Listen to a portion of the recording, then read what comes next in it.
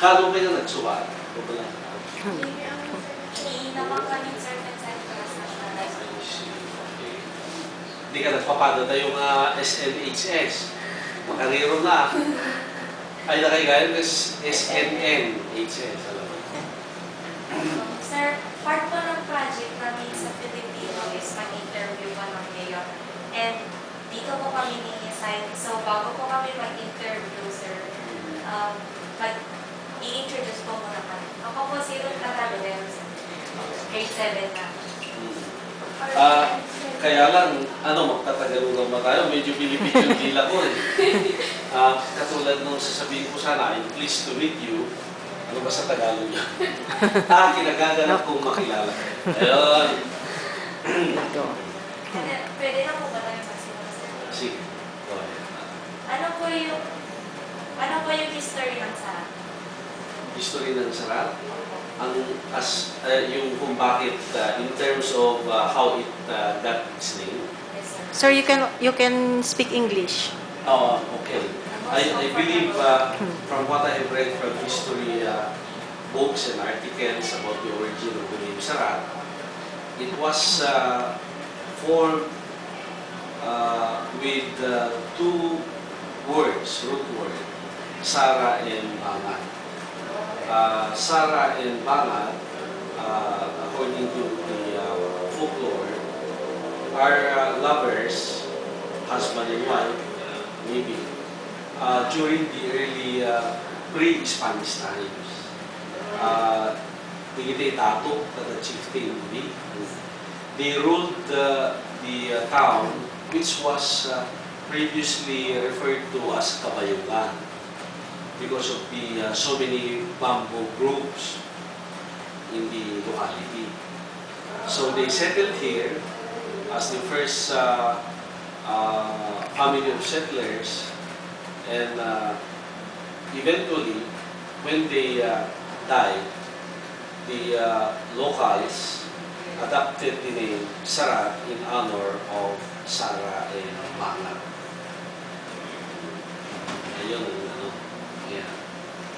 So, question, sir, ano na po ang pinakamagandang proyekto po na naiinsan na po dito? Mahihirapan yata tayo niyan kasi maraming magaganda.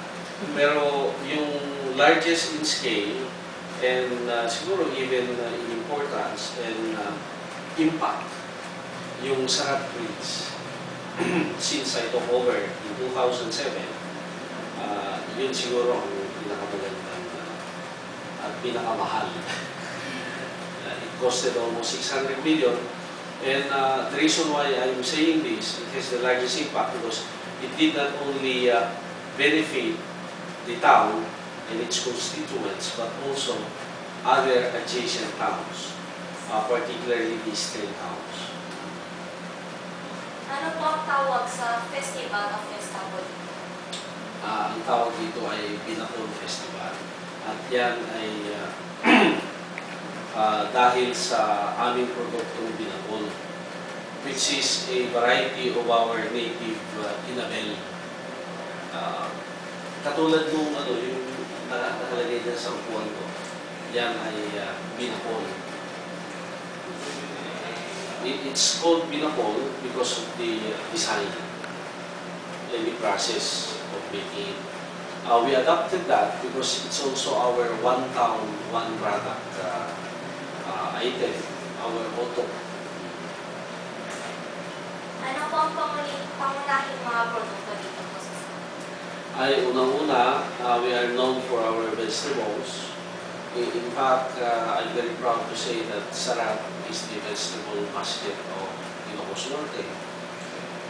Kung meron kayong makikita ng mga napakarami at napakalunding gulay sa palengke, lalo na sa Lawag, during market days, most likely they come from Sarat, particularly the northern barangays in Binaratan and Gulgol as well as San Jose. Although we also have other vegetable producing barangays in the south of the river. Pangalawa niyan, yung usual na main crops natin, rice and corn. Tobago, sir. Hindi masyado. Meron din tayong tobacco, pero in relation to the other tobacco producing towns in Ilocos Norte, medyo nasa median lang kasi tayo. Bukod po sa magagandang tanawin, ano pa po ang matatagpuan dito o may pagmamalit pa po dito? At ito, to start with, we have the famous Sarat River Resort, na inipisahan ng Sarat, yung mga cottages dyan sa ilog. And then we have historical places.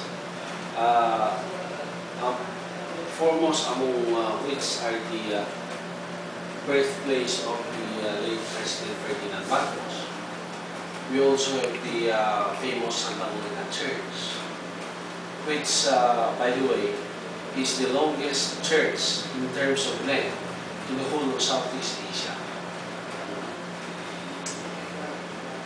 Saan po ba matatagpuan ang pinakamagandang tanawin na dinadayo at iniipilanis? Kung yung dinadayo, pinakamalaking nagdadagsa ng mga tao yun, yung ating river resort. Especially during summer, doon, punong-puno. Andun yung mga tao talaga from all over the province. Although yung ating mga historical places like Santa Monica Church, the Marcos Museum, dinadayo rin yan ng mga turista. Largely mga turista naman. Pero yung mga local tourists natin, usually dyan sa ilog. Nung pumunta po kasi kami dito, first time po, nakita po namin yung mga turista doon sa river resort. So, ano po ba yung meron doon sa river resort na dinadalsa mo ng mga turista? Palagay ko sa aking sariling karanasan, ang ating ilog kasi napakalinis ang tubig. Kahit yung ibang parts ng probinsya ay hindi na kasing clear, dito sa atin, we maintain the cleanliness and freshness of the water. Then secondly, yung very relaxing yung atmosphere. Meron ka pang video okay dyan, pwede ka kumanta, and then sabay picnic, sabay ligo. So I think it's combination of all this. Aside from the fact that it's very peaceful, parang safe ka, malayo ka sa gulo, at siguro hindi dangerous dahil hindi kasing lalim ng dagat. Yun lang po, sir. Maraming salamat po, sir. Okay, maraming salamat din. More power, sir. Salamat. Sana kayo pa rin ang mayor sa susunod na 3 taon po.